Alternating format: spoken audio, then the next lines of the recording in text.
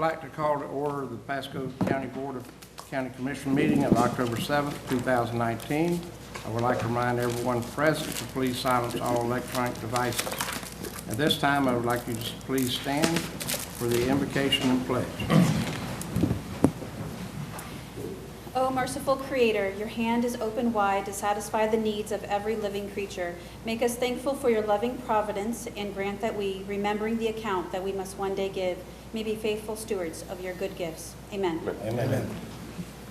I pledge allegiance to the flag of the United States of America and to the republic for which it stands, one nation, under God, indivisible, with liberty and justice for all. Madam Clerk, please call the roll.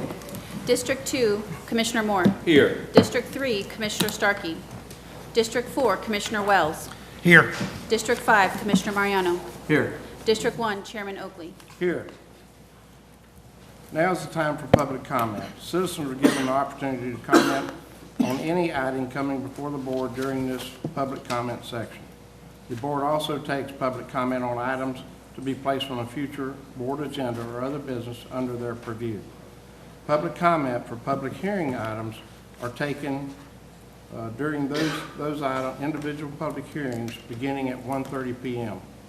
Individuals speaking during public comment will be given 3 minutes to speak. After stating your name and address for the clerk, the timer located on the podium will start a countdown. After 2 minutes, one beep will sound and the light will change from green to yellow, letting you know there's 1 minute left. After that time,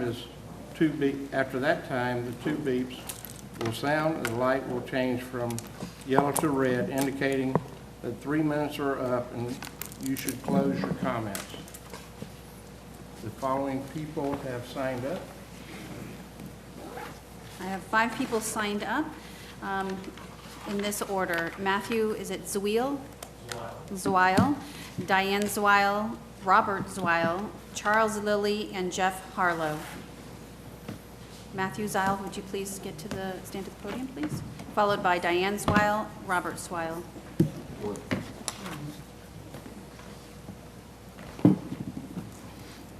Getting my notes out here. State your name and address for the clerk. Yes, sir.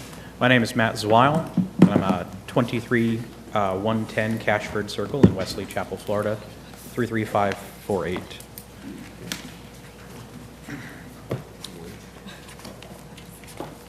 You know, when I was first talked to about syringe exchange programs, my gut reaction was to tell the guy that was trying to explain it to me that he was idiotic. I said, at the time when we were forming a nonprofit organization, I said, I'm not going to give needles to addicts. That's crazy. And I think that's a reasonable reaction because it's counterintuitive. What I'm talking about you today is what we want to do, which is to open a syringe exchange program in Pasco County and to service a population of people that generally don't receive a lot of service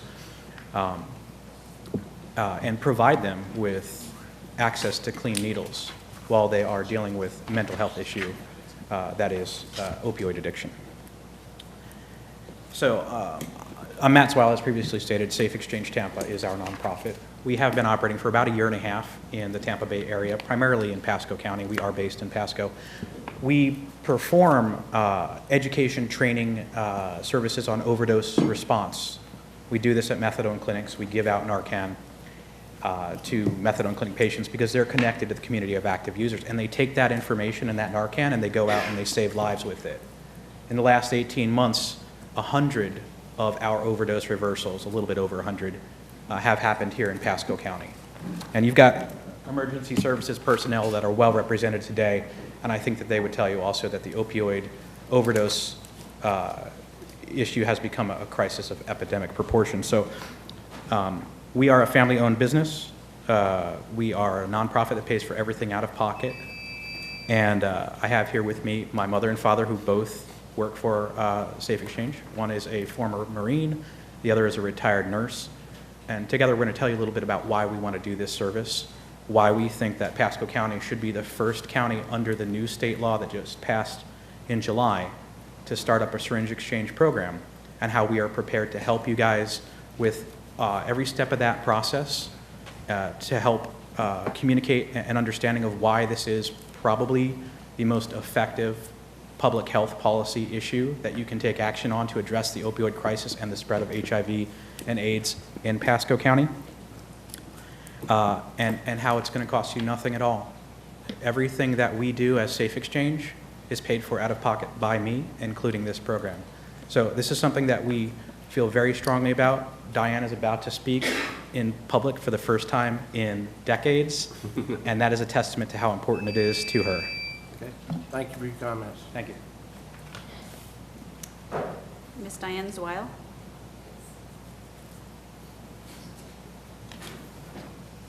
Hello, my name's Diane Zweil. I live at 1842 Tumbleweed Court in Wesley Chapel. Matthew went over briefly what we do. What I have in front of me are some statistics concerning syringe exchange programs. A lot of this was put out by the CDC. The opioid crisis is fueling a dramatic increase in infectious disease associated with injection drug use. Reports of acute hepatitis C cases rose 3.5-fold from 2010 to 2016. Over 2,500 new HIV infections occur each year among people who inject drugs. I'm going to assume that that number, since the stat ended in 16, that it's gone up even more so, because with the opioid crisis as it is, the government's done a good job in preventing prescriptions for opioids, oral opioids being prescribed by doctors. However, people that were addicted are now turning to IV drug abuse instead. So that's just compounding the problem. Syringe exchange programs are associated with an estimated 50% reduction in HIV and HCV incidence. They are also a bridge to other health services. Even currently, as we're distributing Narcan, we've been able to refer people to healthcare providers. We are in connection with one physician that is basically serving hepatitis C patients for minimal, very minimal cost, less expensive than it would take for just like a checkup. He's actually a very huge humanitarian, so we are referring people to him.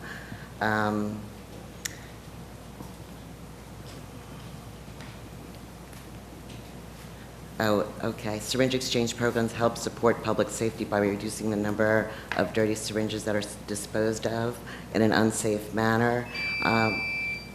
As you know, that there are areas in Pasco County where syringes are prevalent on the ground, where children have access to them, and it's quite dangerous. Syringe exchange programs prevent overdose deaths by teaching people who use opioids in any form about the use of naloxone, which is Narcan, which we would continue to do as we do a syringe exchange. We would also continue to distribute Narcan. Cost effectiveness, I'm not going to go into a lot about that. Basically, there is no cost to the taxpayers. Everything, including the syringes, comes out of private money. And syringe exchange programs, I'm trying to talk really fast, but they service the community, and as far as finances go, because just one case of endocarditis, which is common among IV drug abusers, cost a small fortune. And I am going to distribute all these facts to you, if I may. Motion to receive on file. Second. Got a motion and a second. All those in favor say aye. Aye. Just bring them up there. Oh, Give it to the clerk.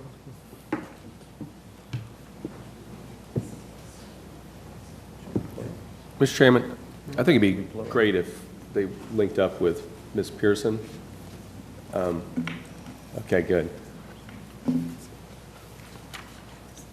Okay. Next speaker. Okay. If- The next Andy will speaker help is you. Robert Zweil, followed by Charles Lilly and Jeff Harlow. Hello, y'all. My name is Robert Zweil. I live at 1842 Tumbleweed Court in Wesley Chapel, Florida. I'm a volunteer with Safe Exchange in Tampa. I volunteer my time, I'm retired, and I want to help with the opioid crisis that's going on right now. The syringe exchange program will help alleviate a lot of the AIDS and different things like that.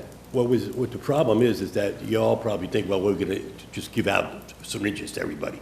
It's not like that. It's like if you turn in a dirty needle, you get one back. They take in more. The program in Miami that they have is a pilot program, and it's done by the university down there. Their county commission has not authorized it yet. No county commission in the state of Florida has authorized needle exchanges in their counties yet, since the new law has taken effect. I would like Pasco County to become the first county in Florida to authorize this so that the other counties could go ahead and do the same. There's certain protocols that we'll go into about how to implement that and all that, what you all need to do. In the state of Florida, you can go ahead and go into a drugstore and buy a syringe. No problem. You don't need a prescription for it. You can just purchase it. What happens is that people feel that if the police officer stops them and they have it, they're going to get charged with having drug paraphernalia. When the needle exchange program takes effect, and we were able to do that, they will no longer feel the need to toss their needle on the ground for fear of being arrested for having it on there. That's basically what I needed to tell you all, and I just hope that you all look at the information that was presented to you and understand what we're all about. We're not out there trying to help drug addicts. We're out there trying to stop diseases. We're out there trying to stop children from picking up dirty needles, from seeing them on the streets and everything. And we're out there to help these people who have drug addictions see where they can get help for HIV and Hep C and all the diseases that are associated with that. We give out literature, we give out Narcan. Narcan is a big thing. A lot of people didn't realize that Narcan actually reverses opiate if somebody who's in dying. They're actually dead almost, and without the Narcan, they don't bleed no more. Bleeding is what stops, and that's how they die. Anyway, that's what I wanted to tell you all, and I hope you all understand what we're about and implement this in our county. Thank you very much for your time. Thank you for your comments. Mr. Charles Lilly, followed by Jeff Harlow. Bless you. Thank you. Another one? Please state your name and address for the record, sir. Yes, ma'am. Thank you. Charles Lilly, 18425 Lawrence Road, Dade City, Florida, 33523. First of all, I'd like to thank you all for having me. I want you to know that you have a fine local Dade City Police Department, and the sheriffs are awesome. I want that to be known. I'm not here to cause trouble. I'm here about thug life coming into our neighborhoods. I've dealt with the sheriffs, and my parents have. My mother's passed away. My dad did 2 months ago. Being harassed by people that are on drugs.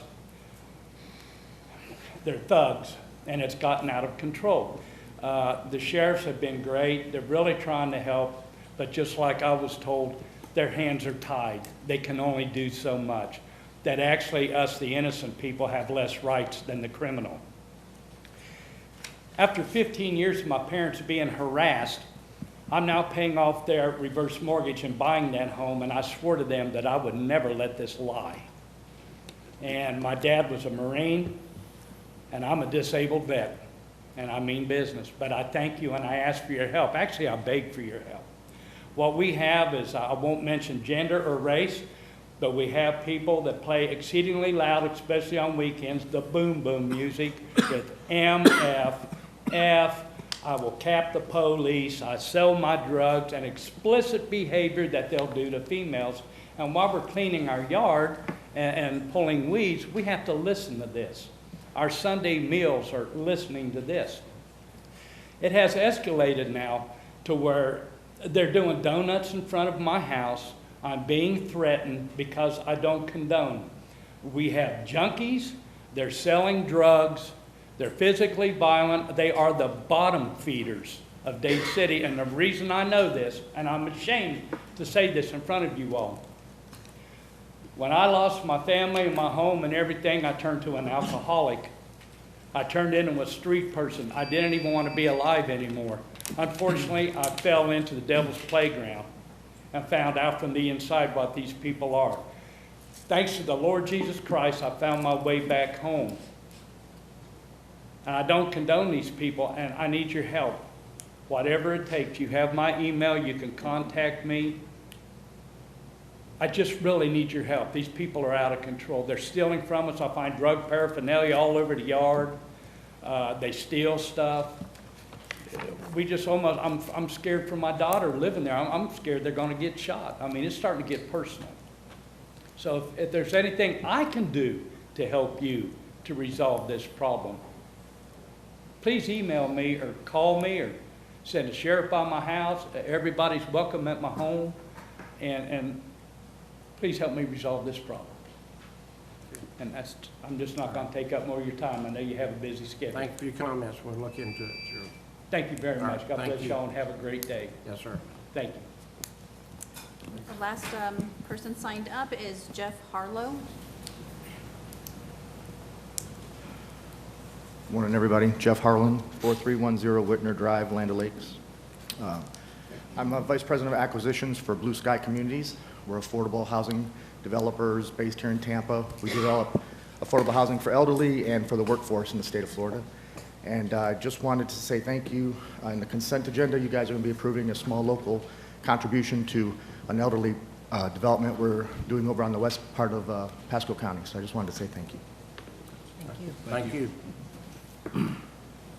That's the last person I have signed up this morning for public comment. Is there anyone in the audience that did not sign up would like to speak at this time? Come forward, state your name and address for the clerk. Yes, sir. My name is John Urquhart. I live at 2419 15th Avenue in St. Petersburg. Good morning, Commissioners.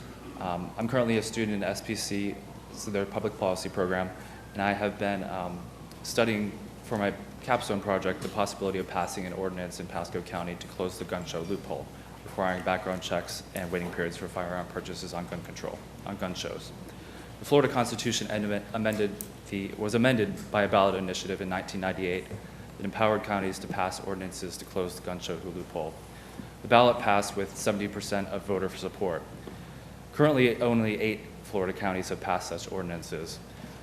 Although federal law prohibits certain people from purchasing firearms, fugitives, felons, those convicted of domestic violence offenses, and illegal aliens among them, the gun show loophole allows these people to purchase firearms with no background checks at gun shows, while licensed gun stores are required to follow federal requirements for background checks. I've spoken to Pasco citizens and interviewed community leaders to determine if there is interest in such an ordinance. I heard from gun owners and non-owners alike that they think gun show purchases should require a background check. Gun owners express their support because they are purchasing firearms legally and they're getting background checks themselves. Non-owners support this because they want to live in a safe community where criminals can't easily obtain guns.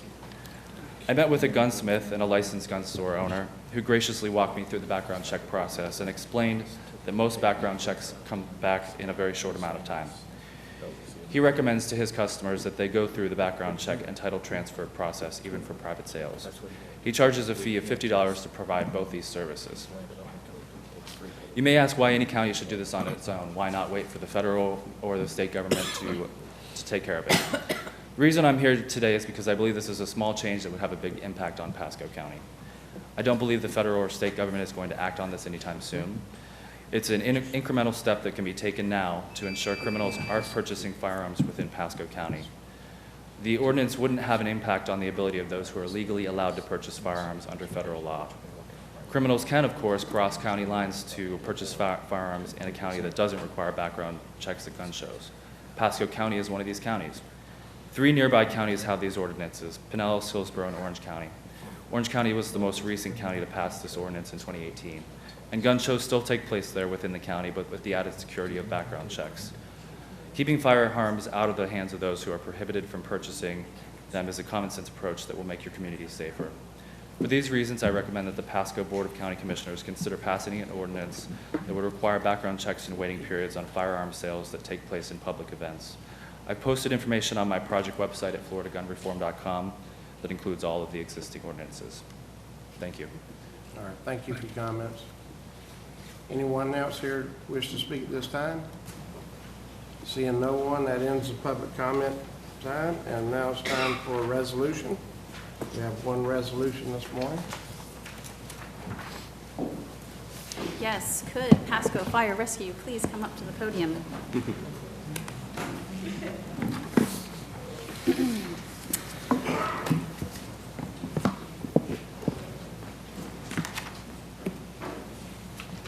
I'll dress up pretty good.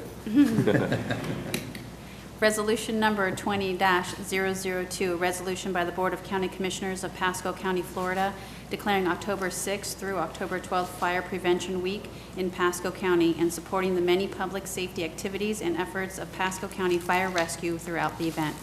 Whereas fire is a serious public safety concern both locally and nationally, and homes are the locations where people are at greatest risk from fire. And whereas Pasco County Fire Rescue responded to 323 residential fires in 2018, and according to the National Fire Protection Association, on average, 2,711 people perish nationally in home fires per year. And whereas 3 out of 4 fire deaths occur at home each year in the United States. And whereas Pasco County residents should identify places in their home where fires can start and eliminate those hazards. And whereas working smoke alarms cut the risk in half of dying in home fires. And whereas Pasco County residents should install smoke alarms in every sleeping room, outside each separate sleeping area, and on every level of the home. And whereas 2019 Fire Prevention Week effectively serves to remind us that we need to take personal steps to increase our safety from fire. And whereas Pasco County Fire Rescue is dedicated to reducing the occurrence of home fires and home fire injuries through prevention and protection education by encouraging all residents, schools, recreational facilities, businesses, and homeowner associations to be aware of their surroundings. Look for available ways out in the event of a fire or other emergency. Respond when the smoke alarm sounds by exiting the building immediately. Now therefore be it resolved by the Board of County Commissioners of Pasco County, Florida, that said board hereby declares October 6th through the 12th as Fire Prevention Week in Pasco County and supports the many public safety activities and efforts of the Pasco County Fire Rescue during Fire Prevention Week 2019. Done and resolved in regular session with a quorum present and voting this 7th day of October 2019. Move for approval. Second. Okay, got a motion and a second. All those in favor say aye. Aye. All opposed, like sign. Motion passed. Chief Casey? Thank you very much, Mr. Chairman, members of the board. Scott Casson, Fire Chief, Pasco Fire Rescue.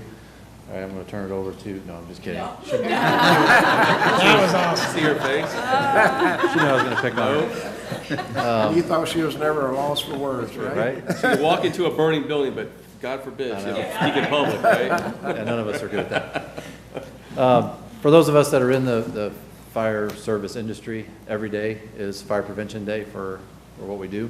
However, you know, at the national level, we like to take 1 week out of the year and really highlight the importance of fire safety. So that happens to be this particular week, as we recognize that with the resolution, and we appreciate that. Currently today, we have 21 professionals, many of which are standing behind me, that make up our Community Risk Reduction Division. And that's the group that's tasked with making sure that Pasco County is as safe as it can be. And they do that through commercial building fire inspections. They do that through public education. We do fire investigations in that group. They're very, very busy. And it's not just this week, it's all year long. So we also have with us today our Deputy Fire Marshal. Our Fire Marshal couldn't be here, so we've asked Deputy Chief Frum, did you have anything that you want to add? Talk about some of the things that we're doing. Just to Commissioners, Mr. Chair, our messaging starts with your support, so we certainly appreciate that. This year, the theme is not every hero wears a cape, plan and practice your escape. So throughout the week, we'll be highlighting through our social media platforms several videos that showcase some of our community heroes throughout the county, reiterating our messaging, as well as over 40 special details scheduled throughout the county where we're going to reach over 2,500 people. In-person contacts, disseminating our messaging, as well as the field crews. So beyond the 21 in our division, crews all across the county, they're out disseminating in the schools, commercial occupancies, businesses, civic organizations, so it's their support as well. So we appreciate your continued support. Thank you, Chief. Chief, we certainly appreciate all yourself and all your people, all your staff and members of the fire department. Y'all do a great job. You always look sharp wherever you go. All your people, very professional, and we appreciate all the good work you do. So, Thank you, much appreciated. I know he mentioned the social media, but he's kind of not putting it really to the level that I think it really should be. This group behind me worked really, really hard, and they've done something really cool this year. I'm going to keep you in suspense, but check our social media platforms for the video clips. We really reached out into the community this year. It's pretty cool what they did. So that's good. Great. Anyway, thank you all very, very If much. y'all join me, we'll go down and make a presentation, get pictures. All right. Another way down there. Up here again.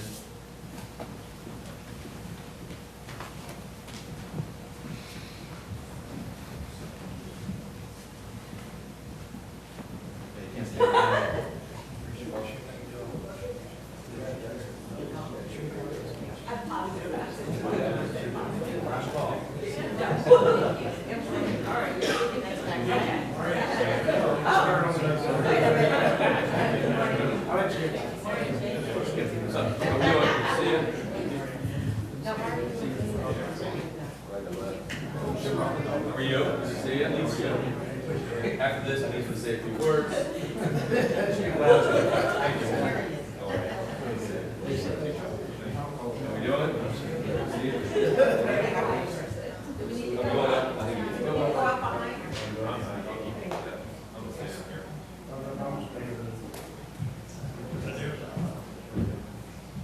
The 2 levels? I like it. Bring everyone in a little tighter.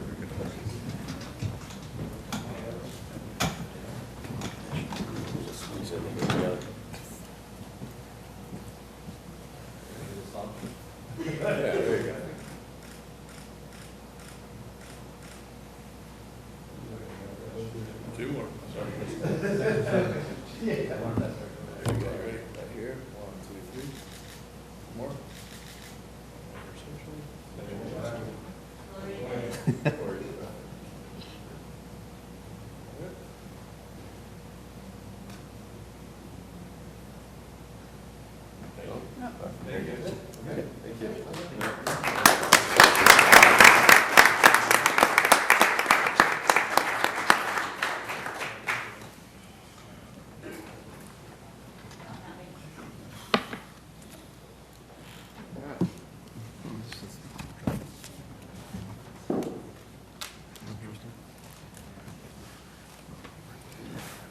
Okay, that's the only resolution we have today, so that ends that section. We'll now move to consent agenda. And I have the following items pulled. C42, pull and discuss. C29, withdraw. C7, withdraw. C3, pull and revise. C20, pull and revise. Okay.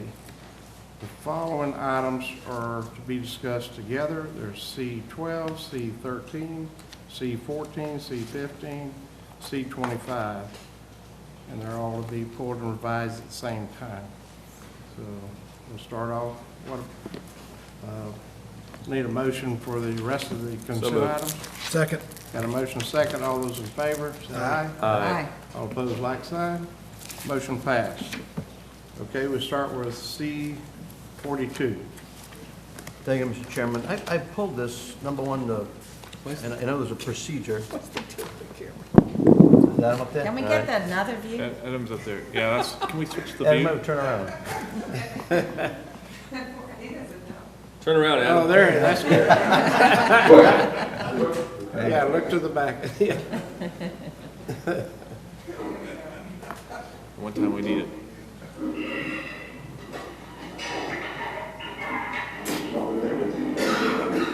It's like rookie stuff.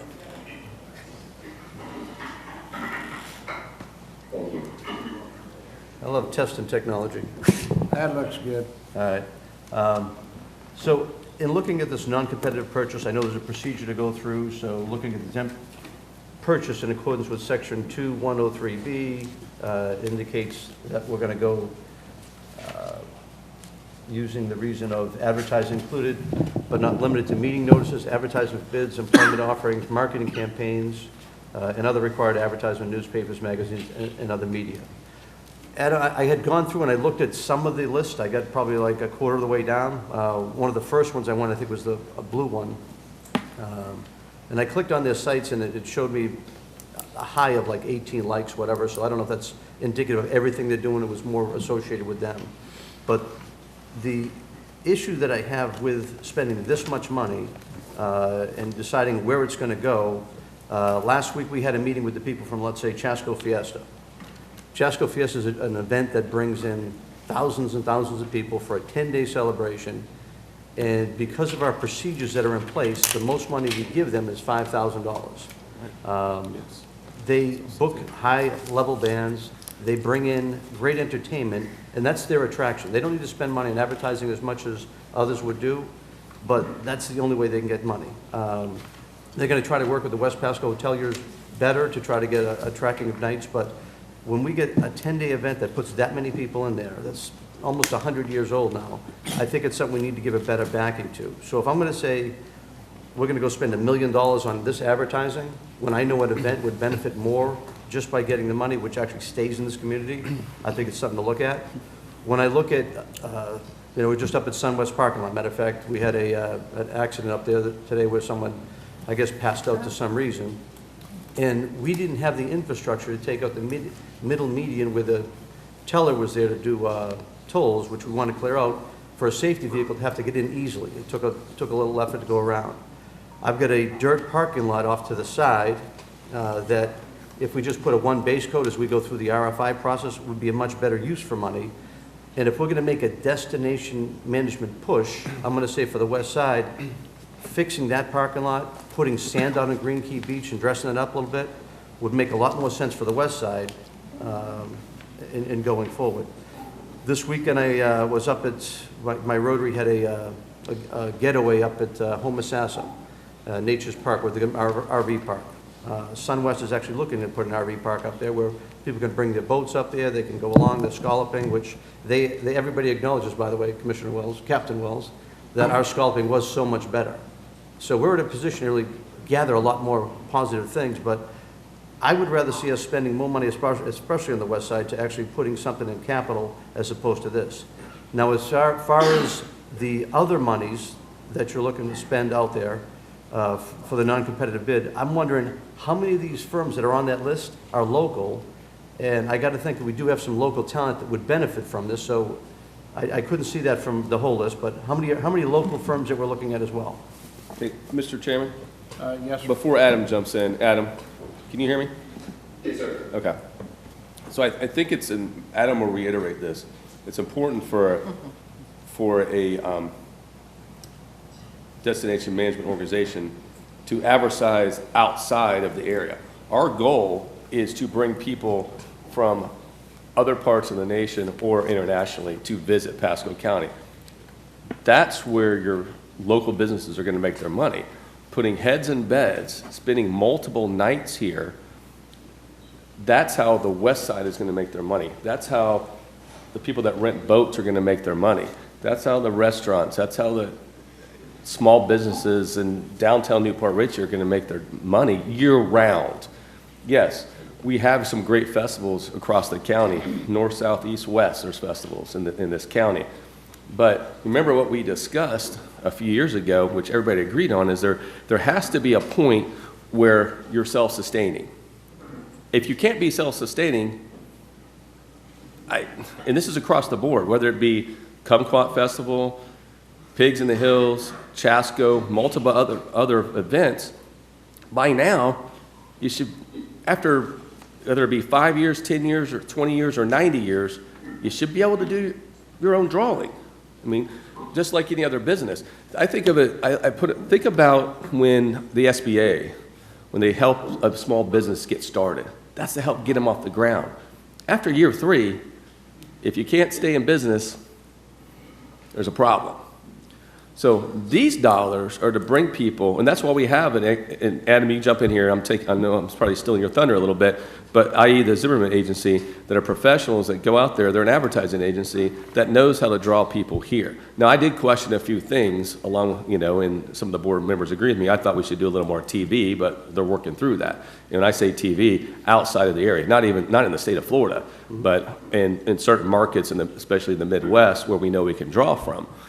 And for certain events. So when we advertise and we mention things like Chasco and stuff like that, people all over the nation are seeing those things.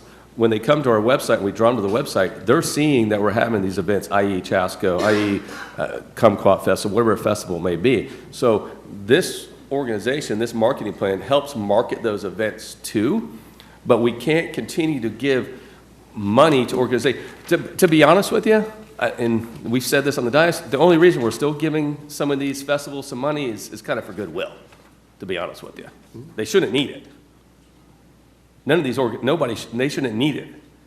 And I'm not picking on one. I'm talking about if you've been doing a festival for 3, 4, 5 years, it's time for you to handle it yourself. All right, but if and again, it's about heads and beds too. So think about that. All right, but again, the purpose of economic development is not just heads and beds, it's also, the tourist development is part of economic development. Just getting, if they get 10-day event and they got people there every single day packing them in, and their biggest hook to bring them in over and over again is to have bands, it's different from the marketing that we got set up. And I agree, everything you're saying as far as how to advertise, how to bring them in here, but I'm telling you, you've got a local event here that has a 10-day festival, keeps all the money in the community, and the way they make it is just like the roller skating rink.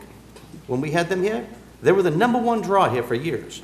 They didn't need our money to go advertise as a DMO across this nation. They had the draw to bring the people in here. Their draw was by having the event in their social, they could bring them in here. And all they asked for was people for medals to give away. We made a big change to go do that to accommodate them. When we stopped doing it, guess what? They went off to Orlando somewhere else. These guys in Chasco aren't going anywhere. Where are you talking about? What place? We had a roller skating Spinations tournament right here in Ridge Oh, Road. I look at tours and putting 2,000 nights in a room. That doesn't even compare. Well, when you can find those big things like, and they keep coming back and they want to come back. No, and those big things out there that you can do with the hockey rink is great. But I'm telling you, you get West Side Hotels paid a lot of money into this for many, many years. Even the capital money they haven't benefited from. And I'm just telling you, call it goodwill, call it what you want. But if they need help by putting money in for getting music in, I think it's worthy consideration. We just had a meeting about it. It didn't go anywhere. But anyway, let me go a little bit further. Can I jump in real quick? And I'm being more general here. You're talking about one festival. I'm just talking about one. I'm talking that's about only part of my festivals argument, though. Yeah. That's only part of my discussion today. In general, I'm talking about if you're an event and you're an established event, after so many years, you do it. When you're packing people in, from my understanding, whether it be most of these festivals, whether it be, I'm not going to keep naming them because all of them that we have here are pretty darn full. So I just don't know where the people need more money. That's what I'm not getting. What does that pay for? Because it's all about marketing outside of the area, outside of our market, outside of our region to draw people in. That's what this department is set up for. Now, there's some areas that, hey, if somebody wants to go off on their own and have their own little side gig and raise their own money through other organizations or businesses, have at it. But I think Adam needs to jump in a second here. I'm not trying to steal your thunder, but let me drop the Chasco argument. I'm just being general here. So. No, I know. So let me just leave the Chasco out. But I want to go back to destination management. And as far as like getting full support, I voted against this tourism plan for the past 3 times anyway. We're setting records in numbers, though. It's working. Well, and again, when you get a guy that comes in and builds his own private money for a hockey rink, that's going to set you up real good. And when you got other things that are coming on, that's good. So I'm good with what he's done out there and what it's doing, and the fact that we're backing him, I think it's phenomenal. So don't get me wrong there. But when I've got a Sun-West Pine project up there, and I've got one parking lot done for 200 spots, and I've got a dirt parking lot on the other side, I haven't put boat ramps in, and I got a spot that's 3/4 of a mile long, where I could put boats going all the way down that channel, which is 90 to 110 feet wide, 7 to 12 feet deep at mean, low, low. I could create another amenity there for an attraction, that when you go advertise something, you can show something. Now, I appreciate this, we put the SunWest money in there, we put the sidewalks in there, they look great, they're gonna protect the sand. I'm glad we're working the water ski show, but there's more money we can put in capital for the west side that'll do more. Go down to Green Key Beach, go take a look at it. And I'm glad we talked about putting that road in there and the cart path in there, but there's improvements can be done there too. So when you do have something to go advertise, you'll have something to show them that'll be attractive. That's my point. With all the money we're spending on this here, I think we need to go take another look at what's going on out there, because it's gonna help the west side. Okay, before Nick. Adam weighs in, Ms. Starkey wants to speak. So I think you both have valid points. I'm not sure, Commissioner Mariano, that what you want to do, that the tourism money is necessarily the right pot of money. And I think it raises the question, once again, that we're underfunding our Parks Department on the capital side, no doubt about it. And I think pretty soon, I think we're growing up enough that we need to talk about another kind of entity, arts and culture, whatever we want to call it, but we need another vehicle to help support cultural and cultural events in the county. Lots of other counties have it. For example, we have Lectures on the Lawn. I think when we get going with the park out on Anklet River Park, we'll have some festivals out there. And since they're, you know, the motel folks are the ones paying the tax. And so I believe they should be getting the bulk of the advertising efforts. But we do want to promote other activities in the county, and let's figure out a way, maybe in next year's budget, that we start setting aside a little bit of money to promote cultural events and arts events in the county. That would be my suggestion. Well, Mr. Chairman? And we fund parks better. Yeah. I I think, that discussion's coming. yeah, I think Adam can actually talk to you about all the things they're doing to promote the west side. In reality, it's being promoted more by his team than things on the east side, and he can explain that. All right, Adam. Well, before I get it down, let me bring up one thing too, Adam, when you talk about if you have potential to bring in local companies to do your social media stuff that you want to go advertise as well. All right, Adam. We're ready for you. And I love the discussion because it only is going to better us moving forward. So with that being said, when we market, or when visitors or consumers are actually looking for a destination, they're not looking for a hotel.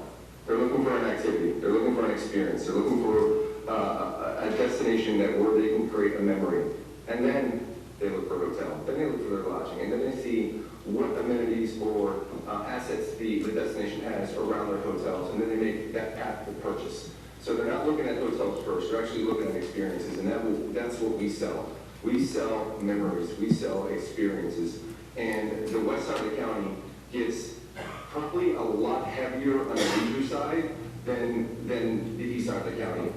With that being said, it's due to the assets, the natural assets and the natural amenities that we have on the west side far outweigh the greater natural amenities we have on the east side. But if you take a look at sports, our sports assets and facilities are more on the west side. We are still in our East side. East side, did you mean east side? I'm sorry, yes, east side. We're still in our infancy stages of building this brand. 6 months in, 7 months into our brand launch, and we're still working on brand awareness and doing a brand audit. But when we talk about marketing, it's the nature of advertising and the competition that's impractical. Advertisers generally serve a specific audience, a trade or region, a profession, or even a topic for that matter. So making this competitive will actually hurt us in the long run because the advertising companies out there or the agencies won't go through the competitive process for $5,000 or $15,000. They just won't. So but when it comes to Chasco Fiesta, that's the longest standing event we have in the county. But over the course of us funding Chasco Fiesta, we've paid them close to $700,000.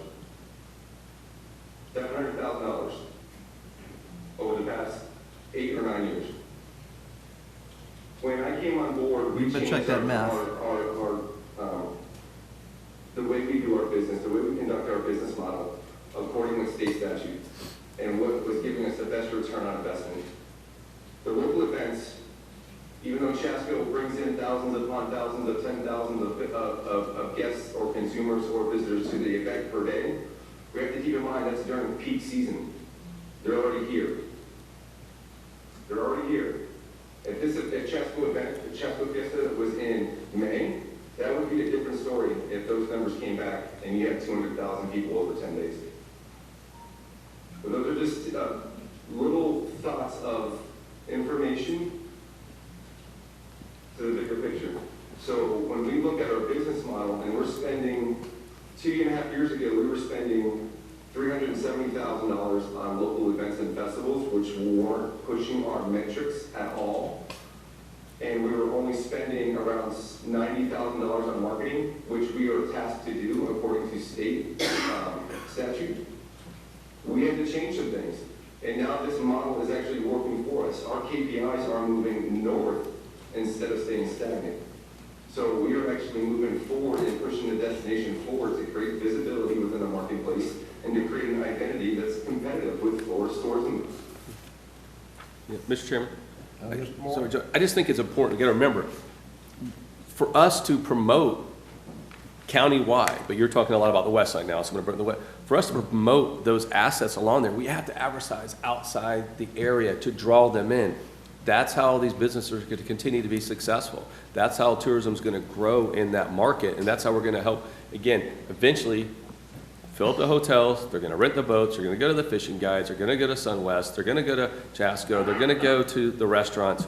We want to draw people in. I mean, we all do some traveling or have done some traveling in our lives, and I pay very, very close attention to that more now than ever, what I see advertised. I get kind of giddy when I see something, if I'm up north, like I was in the Northeast, and seeing places in Florida advertise, go, wow, that's cool, they're doing it right. They're hitting the target market up there. And that's what you want to do. And it's going to only be beneficial to all those businesses. I mean, and this is, you know, in the advertising they want to do, I mean, they don't just throw a dart at a board and just pick something out. I mean, there's a lot of time and energy and effort and due diligence that takes part in what's going to work. And if it doesn't work, you don't keep doing it, right? And that's why we changed some things like on the social media side. So we stopped it. We put a stop to it. Done. We're going to do that internally now because it can be done better that way. But I just think it's very important when you look at these dollars, if we don't do it, tourism's going to decrease, especially on that side of the county. You got to get excitement. You know, you got to get excitement going. All right, and again, with the destination management, if we're going to advertise for that, I think we still got to improve our assets. I know Kathy's going to probably come back with something about trying to do extra investment as well coming up, so we'll take a good look at that. But Adam, when you do this social media stuff, are you going to try to use local companies that are here? we're actually hiring an in-house personnel to do that internally. So they'll be doing the ads, they'll be going out to each asset, which SunWest is a part of that. And the entire county, we have identified locations to where that person or that position will be handling all the content generation via imagery and video as well. So yes, we're going to be doing it in-house, and the whole entire destination will be visible on all of our platforms, whether it be Facebook, Instagram, Twitter, and YouTube. And Adam, I want to compliment you. I know you've taken the interest to actually go look at sand soccer and beach volleyball tournaments too, that you've got them part of your plan, so I do appreciate that. I'll move approval. Second. Discussion, Mr. Wells? If I could, Adam, and I just want to take a minute to thank you. I know we brought up my concerns last meeting, or let's not say concerns, but opportunities to improve when it comes to advertising and stuff, so thank you. And I just want to point out that, I went through this list last week, but, you got CCA on here, which is Coastal Conservation Association. It's great to see. Flats Class Multimedia, they did some good shows here in Pasco County talking about the Nature Coast, Sports Coast, really, honing in on that, the Florida Sports Fishing, and then also the, Salt Spring Alliance, which is a beautiful state park we have on the west side. I guess all I can ask, and I know we've talked about it, is continue giving us updates, quarterly updates, so we can brag to the folks what's going on really on the west side to help market the west side. And just please make sure, and I know we talked about this, that some of the local guides that are included in some of these things are being compensated, and because they should be. We got a lot of great guides out there that do this full-time for actually, quite frankly, tourism folks outside the county, which is huge. And maybe it's an opportunity to talk to them to where they can help sell the county more than they do now just by educating them, because that's all they see is folks that are 90% of the time outside the county or outside the state. So. Yes, sir. Okay. All right, I have a motion and a second. All those in favor say aye. Aye. All opposed, like sign. Motion passed. Thank you. Thank you, Adam. C29 is withdrawn. C7 is withdrawn. C3. I'll take that one. There was a letter from our office that identified incorrect account numbers for tax deed sales. We've updated that letter with the correct account numbers, and it was filed. All right. Motion. Move for approval? Second. A motion and a second. All those in favor say aye. Aye. All opposed, like sign. Motion passed on C3. C20.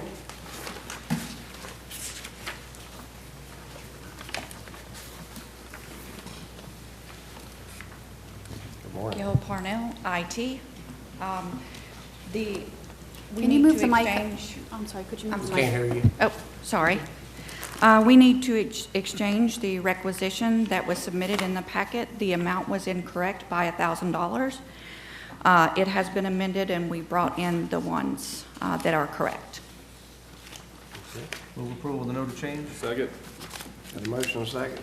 All those in favor say aye. Aye. All opposed, like sign. Motion passed. Thank you. Now we move on to C12, C13, C14, C15, and C25.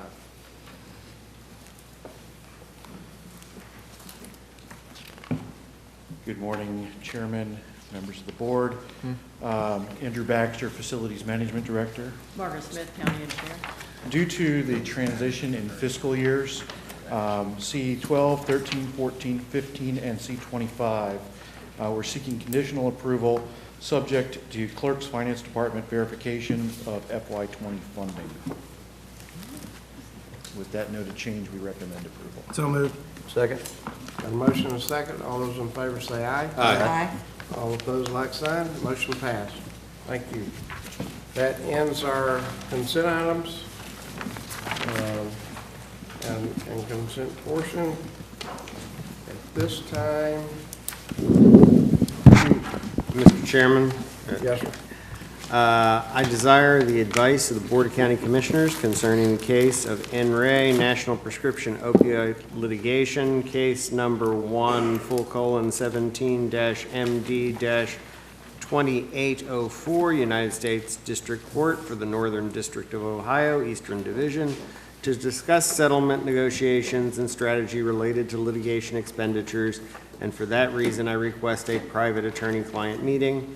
If the board approves, you should open the private attorney-client meeting and announce the commencement of the estimated length of the private attorney-client meeting and the names of the persons attending. At the conclusion of the private attorney-client meeting, the board's public meeting should be reconvened, and you should announce the termination of the private attorney-client meeting. The entire private attorney-client meeting will be reported by a certified court reporter, and the transcript thereof will be made a public record upon conclusion of the litigation. I estimate that the attorney-client meeting will last approximately 60 minutes.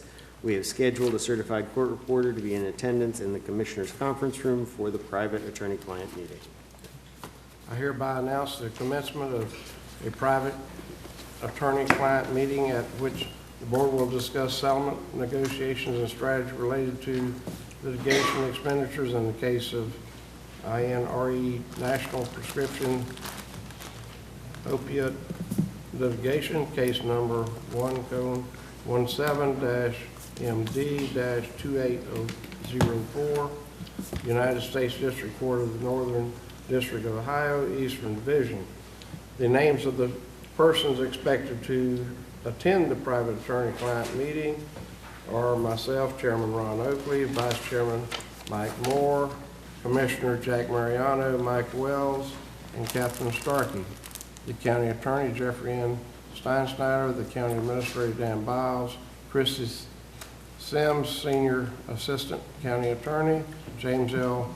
Magazine, Esquire, outside counsel, and a court reporter. The estimated length of private attorney-client meeting to approximately 60 minutes.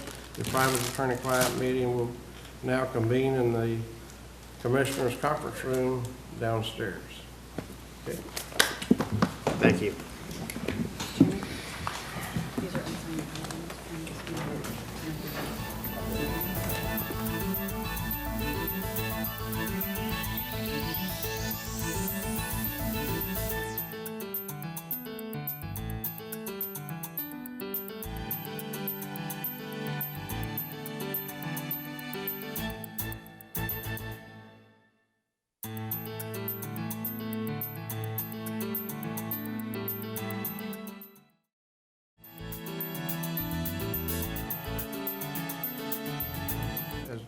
To discuss litigation strategy in the case of RE National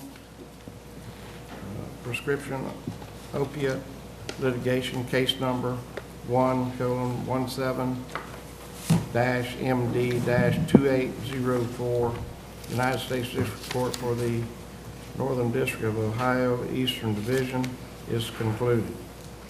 Mr. Chairman, if I can get a motion from the board to authorize the county attorney to take whatever actions are necessary to notify outside counsel that the board wishes to remain in the negotiation class in this litigation. Motion to remain in the class of the negotiation. Second. Got a motion and a second. All those in favor say aye. Aye. Aye. All opposed, like sign. The motion passed. Thank you. Okay, what time do we have? We have a few minutes. It's 11:15. Yeah. So we'll move into old business. All right. I guess. Start with Mr. Moore. Thank you, Mr. Chairman. I was waiting to see people clearing out, but hey, just a couple things. One, I would never typically mention about getting an award, but this is pretty cool stuff. So, you know, I know Chairman Oakley likes this. But we have the Best of the Bay Readers Poll, Best Local Politician, and I just mentioned that because it's great to see Pasco County being recognized, and that was the Readers Poll. And I think in the past, it's typically the mayor of Tampa is typically the person, right, Andy, that typically wins that. But it was about 30 politicians, I think, that were up for this throughout the Tampa Bay area all the way to Sarasota. And they were from the executive level all the way down to, I think, local mayors and obviously legislators and such. So thanks to the people of Pasco County. But again, it helps bring, it just shows, the growth of Pasco County. It also shows the recognition that county is now receiving. And what was also neat was that there were a couple local businesses, a charity for one, and a couple other local businesses in Pasco County that were also recognized. They have, I think, about 100 things that are voted on. So it's really good to see Pasco County being recognized. So with that, I will move on. Congratulations. Well, thank you. Yes, congratulations. Thank you. Even with my bit. Well, I want to play a video of Chairman Oakley's district real quick. Wait a minute. Well, this is the Universal Playground video, so I want to thank everybody for participating. I want to thank everybody for participating that day. We're excited about everything going on, and again, that should be done by, I think, late to end November. And do we have a video to show? I think that's queued up, right? The video.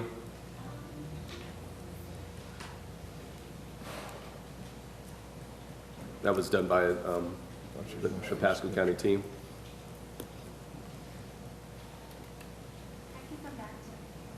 Well, I'm done with my part, so. I was thinking that if she's going to show that picture, it wouldn't fit on that award you had. That's awesome. You're a great guy. You're a good guy, Chairman Oakley. I don't think I really have anything else while we're waiting. I had one more thing, but I'll wait, pass on that to possibly next meeting. It's going to take a little while to find it. Okay. We can come back if that's okay. We'll come back to it. I just want to show the great job that Whenever you the find team it, did let on their us- video. Let us know, Ms. Starkey. Yes, so that syringe presentation, I'd be interested to hear from professionals on what they think about that. I really don't know enough to comment one way or another. I will say, on my honeymoon, my husband and I spent some time in Zurich, and they had a needle distribution program. It sounds like it might have been different than this one, but created a really big problem for the city of Zurich. It became Needle Park. I could look out the window of my hotel and watch hundreds of people inject themselves, and then when the police or whatever would show up, then they'd all scatter, and then as soon as they were gone, they'd come back, and there would be needle wrappers all over the ground, and it became a magnet for drug users. But maybe they have a better program where you have to trade one in to get one back. I can tell you, in my district, there are places where they find a lot of dirty needles. So if there's a way that someone can tell me that helps get dirty needles off the ground, I'd be, willing to listen. But I'm a little nervous too. But so I think maybe it's something. Maybe you guys can look into that. Okay. I will be having an open house in the eastern part of my district, and people don't realize that I go from the coastline all the way to Bruceby Downs, and so I spend a lot of time over on the west side in the Holiday area and listening to those constituents, so I don't have town halls or meetings very often on the east side, so this is my attempt to reach my constituents on the east side, although anyone's welcome. It is at the Holy Trinity Lutheran Church, and that is Wednesday from 6:30 to 8:30, and we're going to be talking about transportation.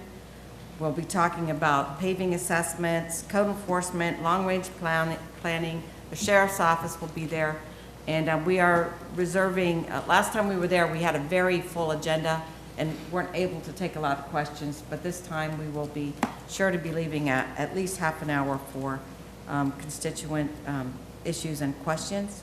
Next week, I'll be going to Washington as chair of the federal committee.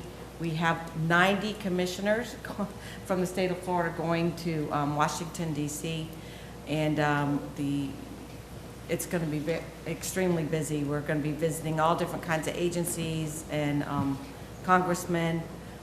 We will also be going to the White House on Thursday and meeting with the White House officials. That has been just a great resource for us, and I'm very impressed that they've reached out to commissioners from around the country. Last time it was just Florida. This time it's Florida, Georgia, maybe in Alabama. I don't know, three southern states where the commissioners have been invited.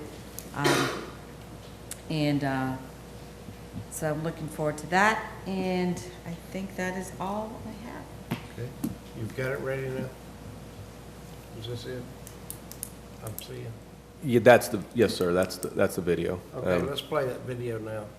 Team did a great job on it. What was the abandoned excavator? Oh, yeah. What is it? Oh, thanks. Is there any sound with it? There is. So today we're here for the groundbreaking for the universally inclusive playground at Wesley Chapel District Park. It's obviously a great day of Pasco County, and we had amazing turnout, and it's just an exciting time in this county. It's going to be even a more exciting time for our children. What you see a lot is you see that playgrounds actually have some component of ADA accessibility, but they're not always designed specifically from piece of equipment to equipment to equipment for special needs children. So this playground follows those 7 principles of design, and from the ground all the way to every piece selected is specifically for those children to use. One of the things that I noticed was a void, and that void was a place that was inclusive to all kids, and gave kids of all abilities a chance to participate. And reached out to Keith Wiley, and he was excited about it, all in. Thought about funding, you know, always a challenge sometimes to fund certain things, and reached out to some community partners like the Wesley Chapel Rotary, the Lennar Foundation, and Advent Health Wesley Chapel. And between the 3 of them, they all donated $125,000 towards this amazing playground we're going to have. Great. Good job, everybody.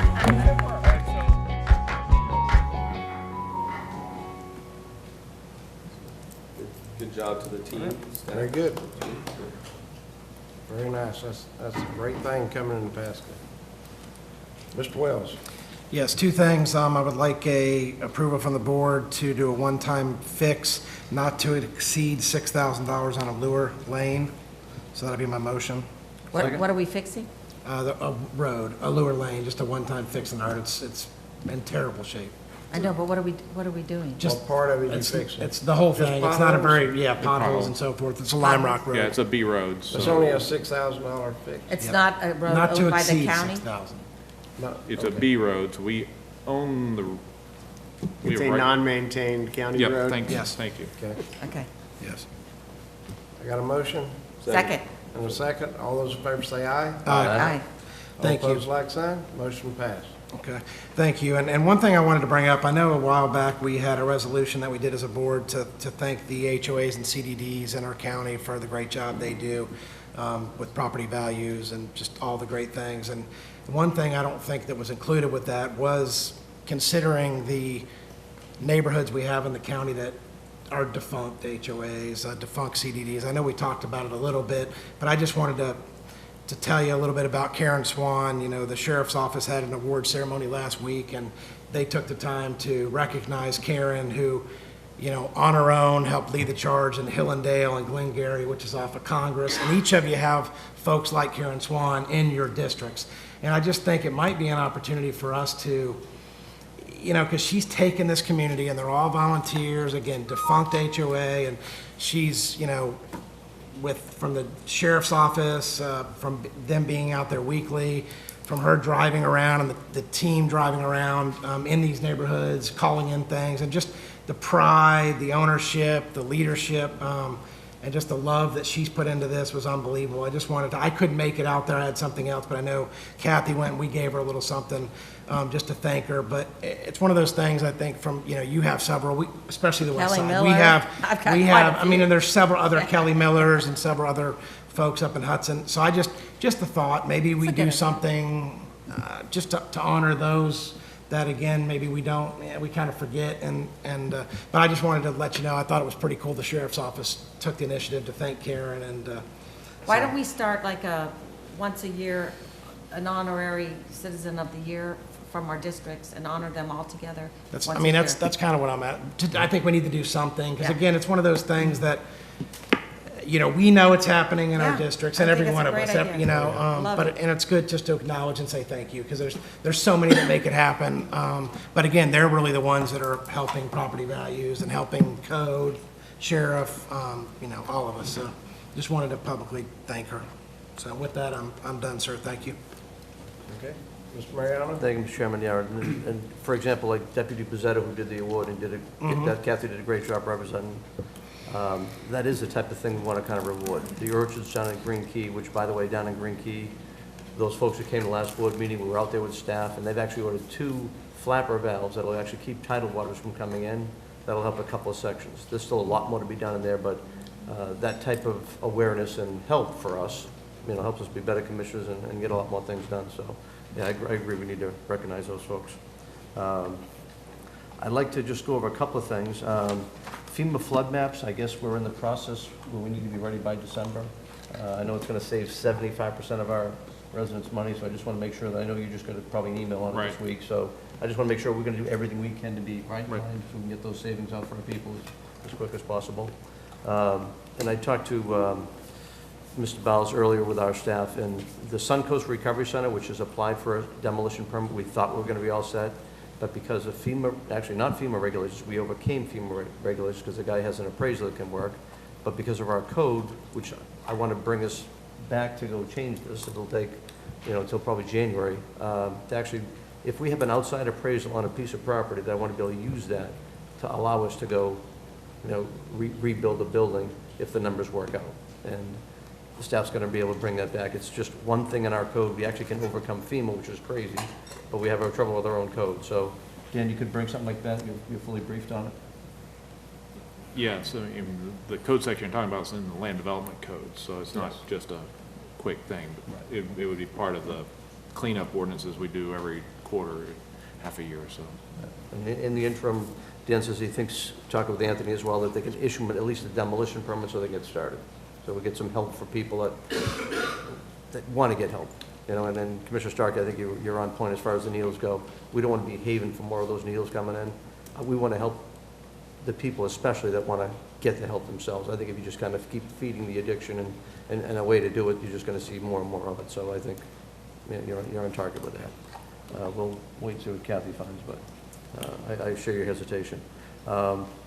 I appreciate the conversation this morning as far as the tourist development money goes. After just being up at Nature's Resort up in Homosassa and hearing them actually talk about how Pasco had the better scalloping season, we've got a chance to actually make some big rounds.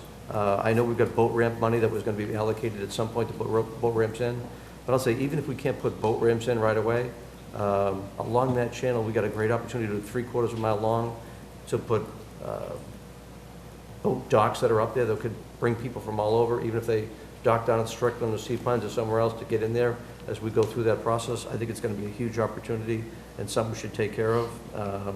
I think coming up we're going to need to go put in asphalt. Even if we just put one thin layer of asphalt on there, if the new development comes in to go build a hotel and restaurant, it won't affect any of that, but at least it'll make it where people can park and not be in dirt, which on a rainy day can be bad. This weekend wasn't bad. But I know Kathy's going to be working on some things to bring back to us to make extra investment. I think that'll be huge. And that is all I have. So thank you. Okay, thank you. Mr. Biles? I actually don't have anything today. Okay. Mr. Steinschneider? Nope, thank you very much. 11:59. I have one quick item. Clerk? Yes, thank you. I have one quick item. Just a reminder that our office is closed this Wednesday for our in-service, which is our staff development day. So the courts are closed on Wednesday, so it gives us the opportunity to provide training to all of our team members. Good. All right. Can I mention something about that? I had jury duty last week. You did. I think I would make an excellent juror. We have But they to won't sit let you here. serve. I don't have control over the I did picking my of the best jury. to get picked. I didn't look at the defendant once. Last time I stared at them and I didn't get picked. So I did better this time. We do I love, think a commission would make a great juror. I love the enthusiation. I I did want send to you do the it. invitation. That was our role, so send you the Yes, invitation. I got my invitation. I moved all kinds of things. Oh, I even got permission from the judge to get out for 2 hours because Richard Corcoran was coming to Amskills. He ended up canceling that and coming another day. By the way, we had the Commissioner of Education at Amskills this week. Yeah, I think I'm getting this message out. There's the judges, the attorneys don't realize we listen to both sides all day long and make decisions. So pick me next time. I think you can On the just record. forget it. But I want to do it just once. Just once. to say a little bit about that, last time I went, I sat there half a day to find out that Oh, really? I knew both attorneys, I knew the judge, I knew, one of the attorneys was a city council person in Zephyr Hills, and I'd given funds to for his race. So I sat there half a day, and then they said, "Oh, you know him?" Yeah. Well, we could have you So- report to Newport Richie. That might. Oh, my. that- I don't think that's gonna help be much. helpful. I got the one judge I didn't really know. So, Okay. but. But I don't have anything else. Well, Mr. Chairman? yeah. I'm sorry. Can I share something good? This is beneficial for everybody. You can. Thank you. Mark, hey, Mark, can I bring you up? Sure. Are you okay? Is this too early? No. Okay. So the reason I wanted to bring Mark up is obviously you know the illegal dumping initiative that this board has obviously been very supportive of. And a few weeks ago, there was a video released of a couple gentlemen pulling up in a tractor, I don't want to say, what it was, a box truck type of thing, van with a truck on the back, up to Walmart. And we got it out there to press. We did some TV, print, and we have some success now because those gentlemen have been caught. Yes, they were, in fact, they were pursued all the way up to Plant City, where the business was established, and they were fined $500 and had to clean up. And the investigation was done cooperatively between the SO and our code enforcement. What I had just found out is that the determination of whether or not it's criminal is based on the willingness of the state attorney's office to take it on, that it rises to that level to where it's worth their doing. Right. And that's generally made on site by generally the sheriff, because they understand that more than we do, because we're based on ordinance. So we will encourage the state to file criminal charges in this matter. We will encourage. We can indeed encourage. Yes, we will And encourage. the determination comes back as to whether or not they feel they can make that case. As we stated, we would like to pursue these in criminal court under the state dumping law, illegal dumping State law, right. considering that it's on camera that they dumped multiple couches, which I would assume they would definitely weigh over 500 pounds. And other items too. Yeah, So I honestly, we I will don't highly know the encourage criteria, them to but yeah. pursue this as a criminal matter, Sure. or 500 pounds could be a felony. So the good news is too, that regardless of what the citation is, whether it's ordinance, and this is what I just got off the phone with him, regardless of whether it's citation by ordinance or by the state, it is documented as a crime, which means Right. that we've really accomplished what we intended to by getting them. Well, they do have an arraignment date set for December 13th, too. And that is, I just checked with our attorneys, and that's based on the citations, not necessarily Okay, because so of we just have criminal to charges. continue to encourage with our county attorneys for them to pursue those criminal charges. We cannot pursue criminal charges. We encourage them to do that. The citation which was issued is a county ordinance violation. We understand which is that. non-criminal. I understand that. We sat right here on this board and said, going forward, if these cases we will make sure that these are put under the state dumping law. Correct. That was the direction of this board. That's correct. Thank you. And that would be up to the sheriff's office. Right. So but we can still obviously encourage that, because obviously we're the ones that hold the records of the video that will be turned over. And we have the code enforcement officers that located the people with the great support from our citizens, that multiple citizens were able to report that they knew who this company was out of Plant City. Awesome. Yeah, yeah. Throw So the it's book going. at 'em, Yeah. and let's So I just talk. want to make sure that we're doing our side to follow through what we said and we told the citizens we'd be doing. Yeah, from what I'm seeing, the cooperation between the SO and our code folks has been outstanding, and they're pushing this as far as they can, for sure, from what we're seeing. Excellent.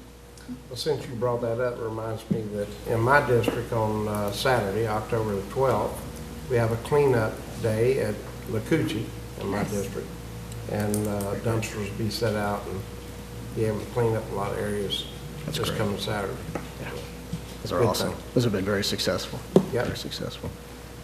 Okay, with that, I will adjourn for. Great. Thank you, Mark. Appreciate all the work. For lunch, and be back at 1:30 for public hearing. Thank you. Just going to do what we said we were going to do.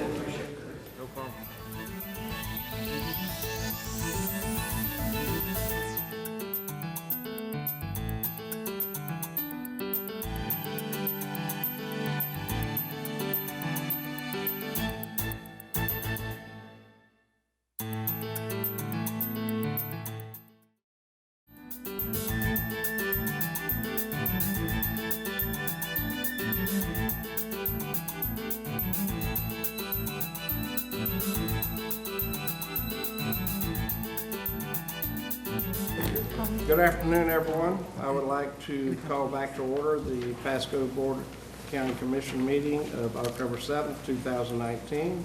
I would like to remind everyone present to please silence all electronic devices.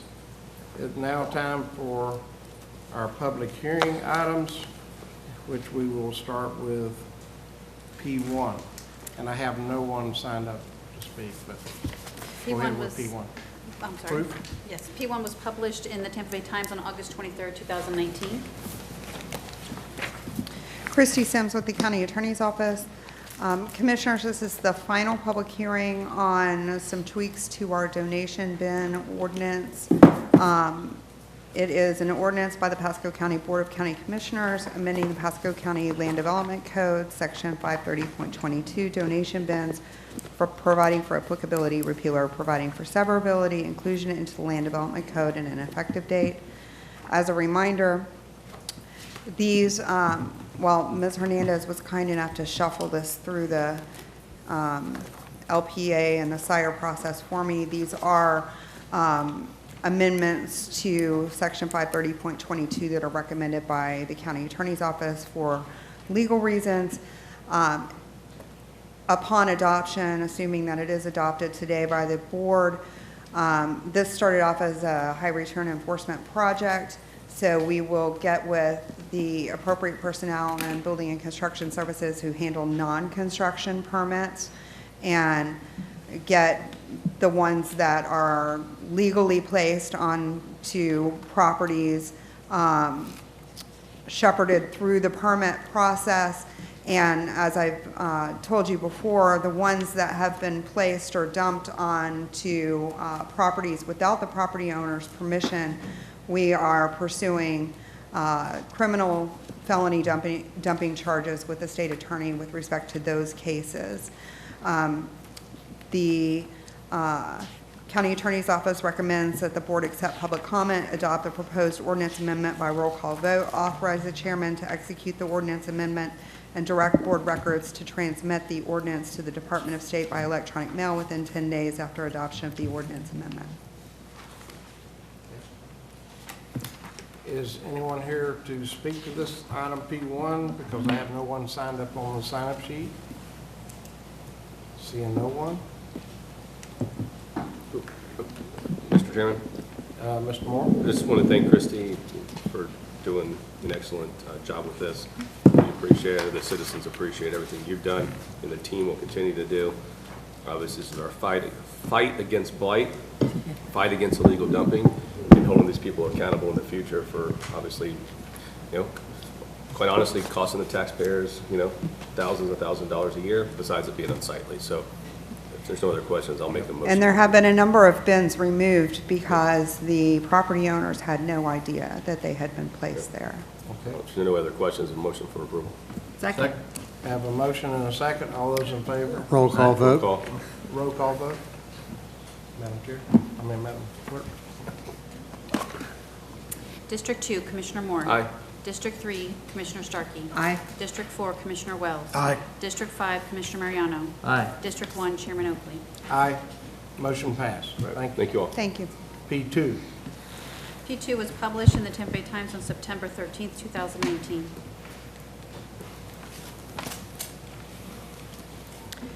Good afternoon, Commissioners. Denise Hernandez, Planning and Development. Item P2 is one of your sets of biannual amendments to the Land Development Code, what we call minor fixes or glitch amendments. Today, we are just asking you to accept public comment. No action is required by the Board of County Commissioners. This is the first reading of the item. The second hearing will be held on October 22nd, 2019 at 1:30 in Newport Richey. I'll read the title.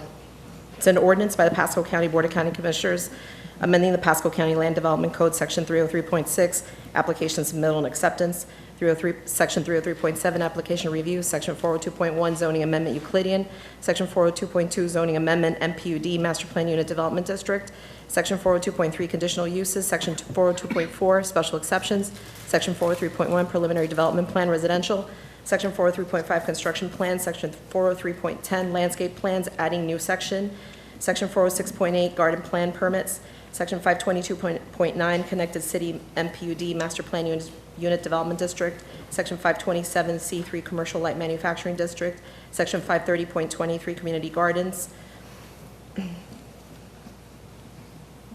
Sorry.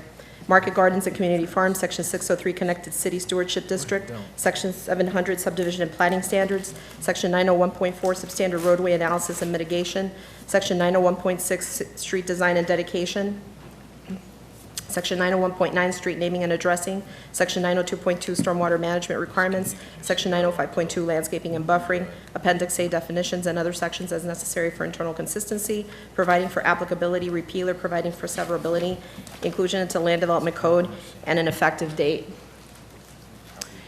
This set of modifications, proposed amendments, was presented to the Horizontal Roundtable and Interested Parties Group on August 21st, 2019, and on September 11, 2019. Additionally, this went to the Local Planning Agency on September 26, 2019, who found the proposed amendments consistent with the Pasco County Comprehensive Plan and recommended approval to the Board of County Commissioners. I'm going to go by some of the sections, but a lot of the changes in this that are proposed in the Land Development Code is as a result of the 2019 legislative session. Specifically, there's some changes regarding review timelines to different sections of the code, including 300 and sections in 400 as well.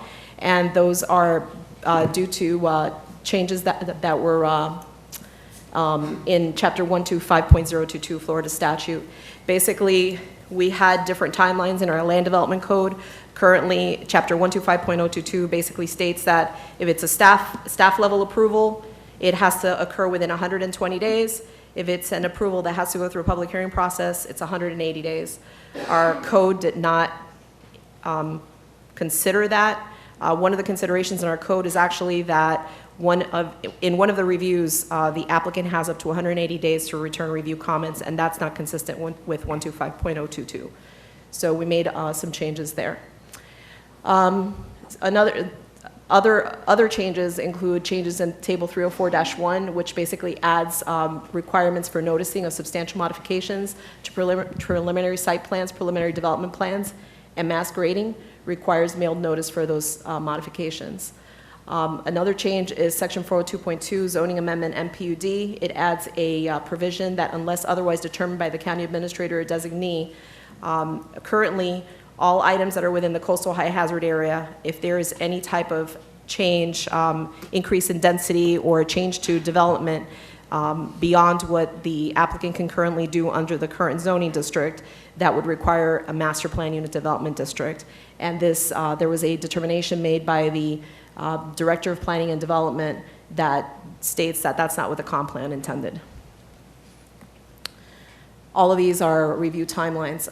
Section 403.1, Preliminary Development Plan Residential, we are changing the term site development permit to development approval because not all approvals are done through a site development permit. They're all development approvals, and that's for consistency throughout the Land Development Code. Section 403.5, construction plans. This is an unintended consequence of what we did in Land Development Code Amendment 32, which is to create a no improvement plat. And, sorry, that says 34. It's Land Development Code Amendment 34, that was the change. We created a no improvement plat or a plat NI. A construction plan is not required for those now that we have a no improvement plat. Section 403.10, it creates a new section. What it does is basically brings all the landscaping information out of 905.2 and brings it into the landscape plan section. It's completely rehashed. It's the same exact information. It just doesn't, it shouldn't be in 905.2. It should be in a separate section for a landscape plan. So, excuse me, there's no new language in No that? new language in it, no. Section 406.8, garden plan permits. This is also consistent with Chapter 604.71 Florida statutes. So basically it adds the definition and it adds home and garden, vegetable garden on residential properties as a permitted use. And that's based on changes in the 2019 Florida legislative session. Section 522.9, Connected City Master Plan, it basically adds modifications to submittal requirements. That was something that was an unintended consequence.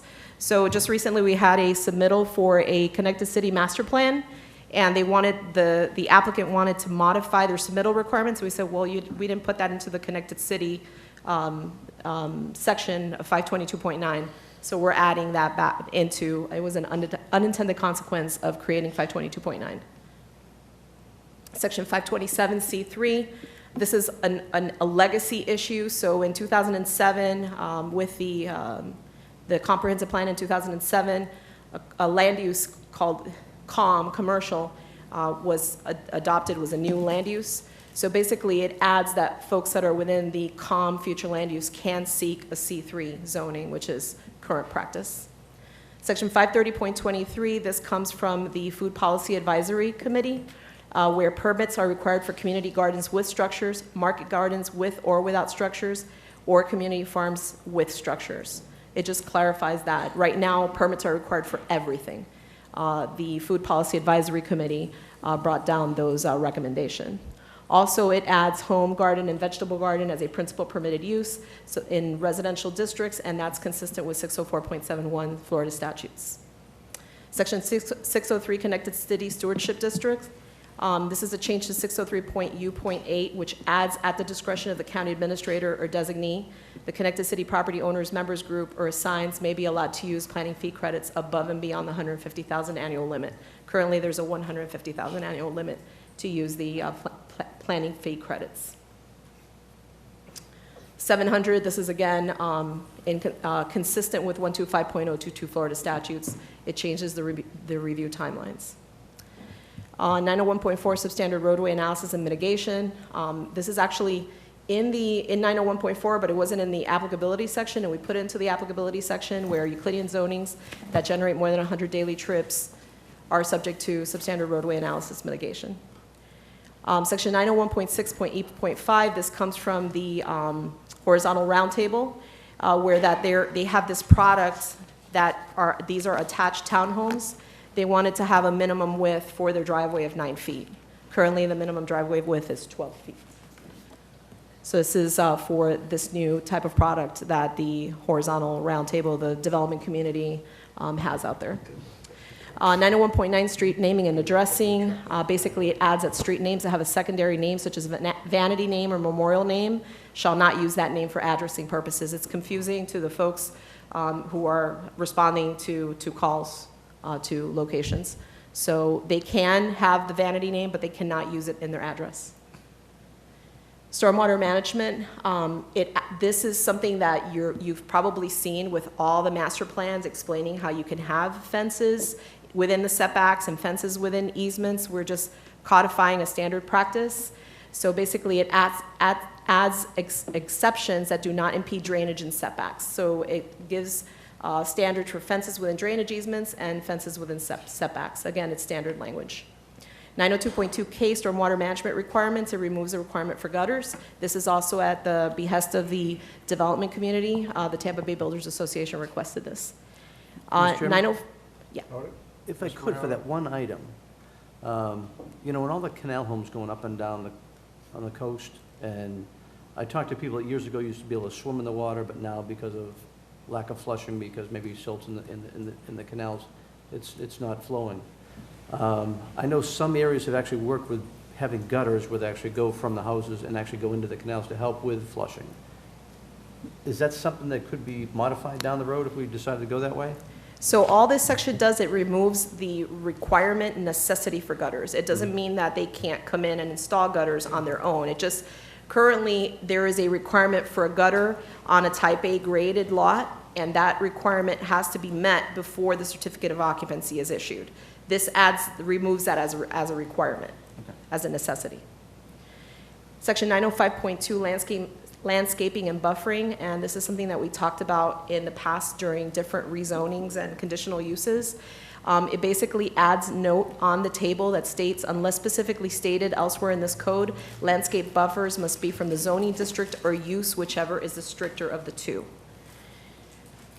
Section 905. No, I have a question on that. Yes. You got a question? I do. Okay. So before you said there were no changes and you just put it in a different category, so now None. I'm confused. Yes, so this is the table of landscaping and buffering. There's a table that's in there. That's all We're just stricken gonna put out. an asterisk next to the use. Let me look for that. Tell you what page it's on. You talk about So if you look at 905 page 21 of with the D? 23, there's like those 4 asterisks, Yeah. adjacent district and use. It just clarifies to the person who's reviewing it that unless specifically stated in another portion of the code, landscape buffers are from the zoning district or use, whichever is the stricter of the two. Okay, when you have two different Mhm. kinds, okay. Yeah. So it might be, for example, there might be a residential zoning, but the use is commercial, or vice versa, whichever is the stricter of the two. And we are gonna work on that 75-foot landscape buffer that's required on US 19 if you have an automobile dealership. Do you mean the buffer between the residential and commercial? Yeah, I think Terry's office is working on some of that as part of the form-based code or something. Good afternoon. Nectarios Pitos, Planning Development. That is something that we're looking into currently with regard to to creating thresholds on when certain buffer yards are required for vehicle dealerships. Okay, because that's important. We shouldn't have a more suburban or rural code and try and fit it into a very urban environment. It won't work, so, okay. Thanks. And then this is where you were discussing 905.2, the redevelopment landscaping section is being brought into 403.10 landscape plan. There's no changes, it's just strike it out and put into the new section 403.10. So there's some changes also to Appendix A definition. We're inserting reclaimed water storage and transmission facilities into the water service facilities definition. Additionally, home garden and vegetable garden are being defined so that it is consistent with Chapter 604.71 Florida statutes.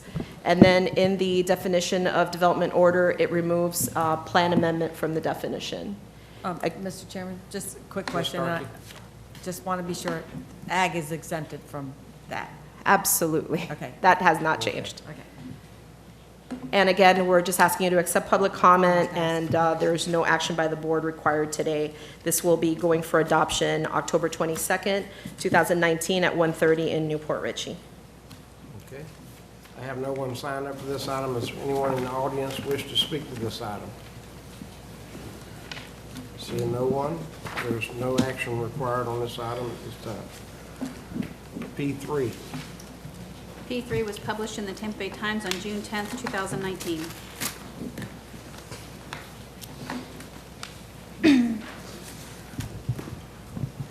Erica Willens, Planning and Development. PDD 200011 is a large-scale comprehensive plan amendment, CPL 1904, Central Pasco Employment Village Text Amendment. I'm going to be reading the ordinance into the record. An ordinance amending the Pasco County Comprehensive Plan, providing for a text amendment to Central Pasco Employment Village sub-area policies. Policy Flu 7.1.12, providing for a repeal or severability and an effective date. The intention of a staff and initiate text amendment to the CPE sub-area policies is to facilitate the process of development within the CPEV by eliminating and modifying development provisions. These provisions and modifications include eliminating the requirement for one ECM PUD for the entire sub-area, eliminating the financial plan requirements, removing provisions regarding the rural transition area north of State Road 52, and addresses the use of well and septic tanks in low-density areas when utilities are not available. In addition, there are minor updates to the CP sub-area policies to remove requirements that have already been met or no longer applicable. The entire site is 2,384 acres and has an EC and CON-FLU. The CPEV is located south of State Road 52 and west of Bellamy Brothers Boulevard and east of Aaron Cutoff. On July 11th, the Land Planning Agency unanimously recommended approval to the Board of County Commissioners. And on August 6th, the Board of County Commissioners unanimously authorized transmittal of the comp plan to DEO and received 0 comments.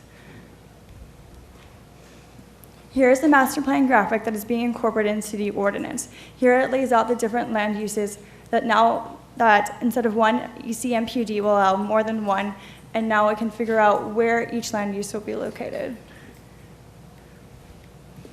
And with that, Planning and Development recommends approval to the Board of County Commissioners to find the amendment consistent with the comprehensive plan and to adopt the proposed amendment by roll call vote. Thank you, and let me know if you have any questions, please.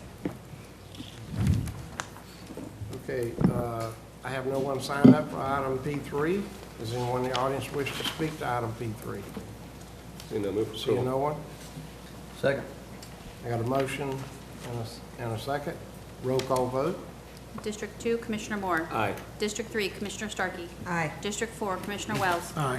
District 5, Commissioner Mariano. Aye. District 1, Chairman Oakley. Aye. Motion passed. Thank you. At this time, I'd like to ask the county attorney to please read the procedures for rezoning. Be happy to, Mr. Chairman. There are two rezoning agendas, regular and consent. Staff will present each application to the Board of County Commissioners. If staff or Planning Commission has recommended approval and there is no opposition, the application will be considered by the board without further presentation. If staff or Planning Commission has recommended denial, or if there is opposition to the application, the applicant will be given 5 minutes for presentation. The opposition will be given 3 minutes for each individual or 5 minutes for a group representative, and the applicant will be given 3 minutes for rebuttal. Any individual disagreeing with staff or Planning Commission recommendation or anyone wishing to object to any condition of the rezoning may at this time request the petition be pulled from the consent agenda, in which case that application will be heard under the regular agenda later on during the meeting. Otherwise, all rezoning applications on the consent agenda will be approved by a single motion and vote. If you wish to speak to any petition, please give your name and address and whether or not you've been sworn for the record. These are quasi-judicial public hearings. The law in Florida is that mere public support or opposition of an application is insufficient for this board to take action. Please limit your comments to those criteria found within the board's land development code.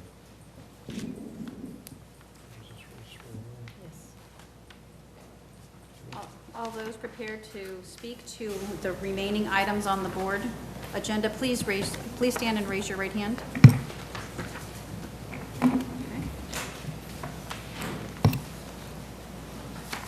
Okay. Do you swear or affirm the testimony you're about to give is the truth, so help you God? Thank you. Okay. P4 is a continuance. P4 is a continuance. Okay. Would you like for me to read the publication to the Publication, yes. Published in the Tampa Bay Times, July 26, 2019. Item P4 is PDD 19CU90. This is a conditional use request, Arthur J. and Dory D. Vizzi, for a private skeet shooting range in an AC district. This is a continuance request to November 5th, 2019, Board of County Commissioners meeting at 1:30 p.m. in Dade City. Can we continue in November? Second. Time certain. Second. Okay, I've got a motion and a second to move the continuance to November 5th. All those in favor say aye. Aye. Aye. All opposed, like sign. Motion passed. P5. P5 was published in the Tampa Bay Times on September 13, 2019. Item P5 is PDD 207420, State Road 52 Industrial EC MPUD Employment Center Master Plan Unit Development District, 3KS Family Limited Partnership. This is for a rezoning from AC Agricultural District to an EC MPUD, as Employment Center Master Plan Unit Development District, to allow 1 million square feet of light industrial and 200,000 square feet of support commercial on approximately 130 acres. This comes to you with a recommendation of approval with conditions as included in your packet with a change to condition number 13.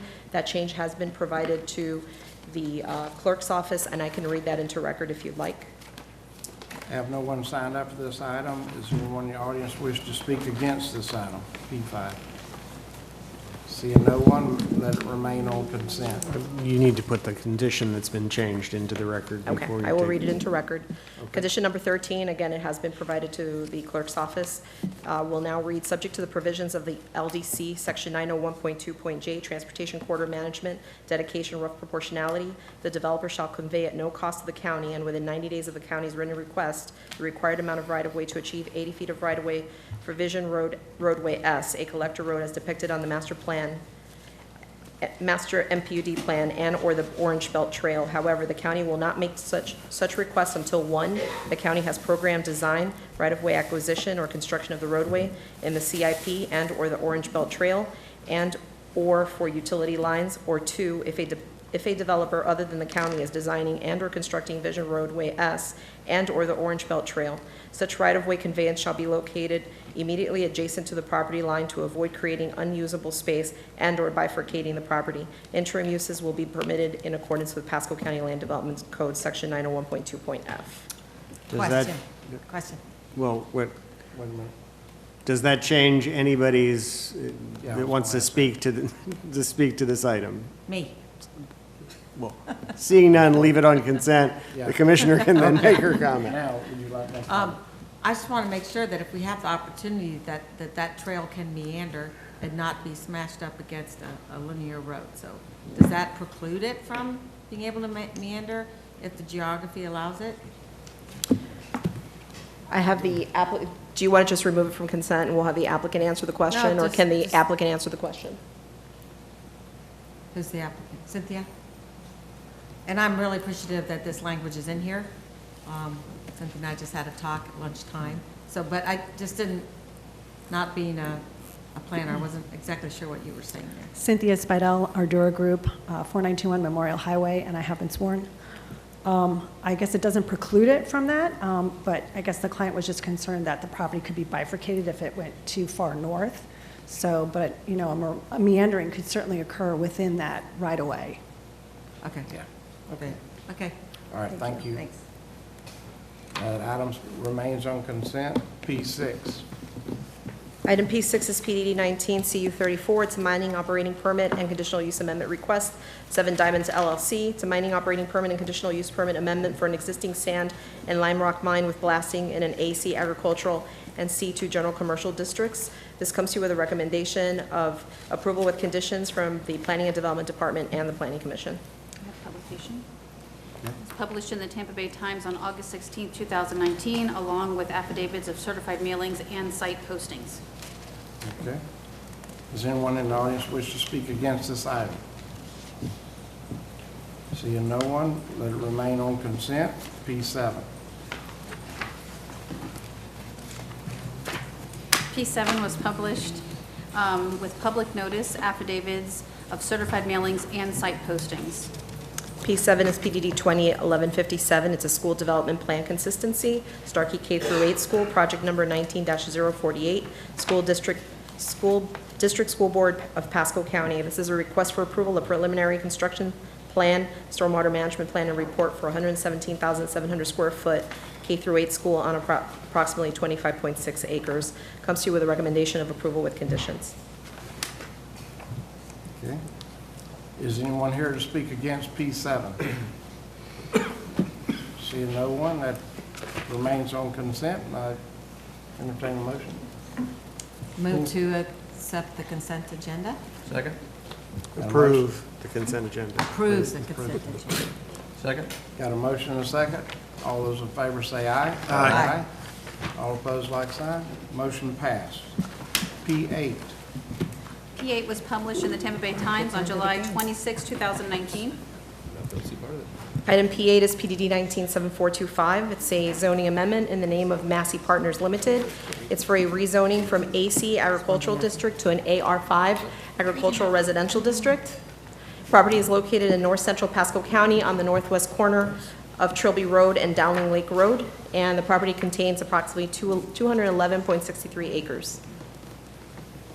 Again, it's a rezoning from AC, which is 1 dwelling per 10 acre, to 10 acres for single-family homes, mobile homes, manufactured homes, to AR5, which is 1 dwelling unit per 5 acres for site-built homes only. The applicant proposes development in accordance with the AR5 Agricultural Residential District Standards for Development, which is for minimum lot sizes of 5 acres. The applicant has also voluntarily agreed to record a deed restriction limiting the number of lots with lake access to no more than 8 and prohibiting boat launch, community dock, and community beach within the property. The surrounding area is characterized by rural density residential development. Lot sizes range between 3 acres or so to over 10 acres, and also some agricultural pursuits. This is the surrounding zoning, which, as you can see, is AR, ER2, AC, and the existing land use, which is AGR, 1 per 5, and AG, 1 per 10. This is the aerial, and the access to the property will be from any of these roads, Trilby Road, Dowling Lake Road, and/or Easton Lane, depending on the preliminary development plan. And on this item, you have a recommendation of approval from the Planning and Development Department and from the Planning Commission.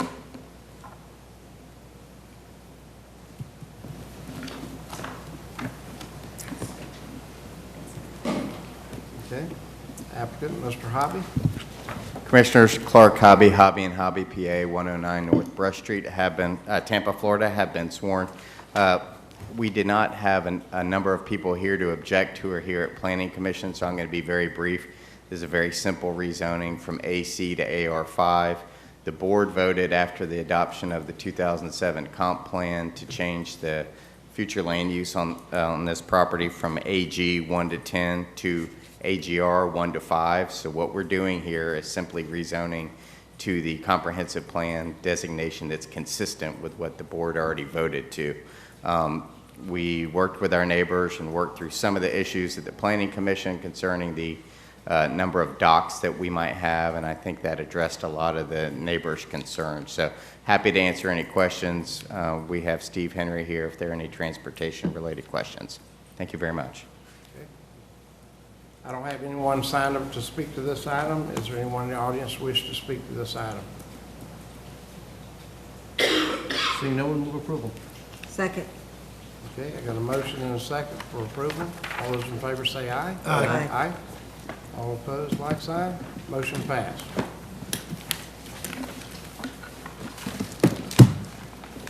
You done, or you want to say something else? She didn't hear you, but yeah. No, she didn't hear me. Is that it? That's it. We only have one regular item, so does anybody have anything to add before we adjourn? I will say it is 3-1 race. All right. Top of the third. Okay. With that, we adjourn.